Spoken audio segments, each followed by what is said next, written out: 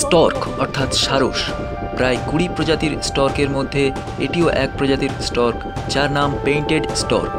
এই painted stork মূলত দেখা যায় হিমালয়ের দক্ষিণ অঞ্চলের টপিক্যাল এশিয়ার কিছু জলাজমি অঞ্চলে।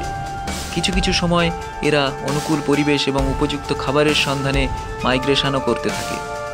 আমি প্রথম এই পেইন্টেড স্টর্কের দেখা পাই 2019 সালে জানুয়ারি মাসে রাজস্থানের কেওলাডিও ন্যাশনাল পার্ক বা ভরতপুর বার্ড স্যাংচুয়ারিতে। সেখানেই দেখতে পাই এই সুন্দর দৃশ্যটি, এবং আমার সাথে যিনি আমার গাইড ছিলেন তিনি তার সুন্দর টেলিস্কোপ যন্ত্রটি দিয়ে অনেক দূরে থাকা এই দৃশ্যটি আমাকে ক্যামেরা বন্দি করতে সাহায্য করেছিলেন।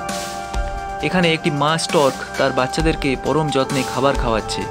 মা স্টর্কটি আগে থেকেই ঘুরে ঘুরে খাবার সংগ্রহ করে রেখেছে এবং সে খাবারটি পুরোপুরি না খেয়ে নিয়ে তার গলার মধ্যেই সঞ্চয় করে রেখেছে তার বাচ্চাদের খাওয়ানোর উদ্দেশ্যে, এবং বাচ্চাদের কাছে এসে সে সেই খাবারটি উগরে দেওয়ার চেষ্টা করছে, আর বাচ্চারাও ঠোঁট দিয়ে দিয়ে তার মায়ের গলা থেকে সেই খাবার বের করে নিজেরা গ্রহণ করছে।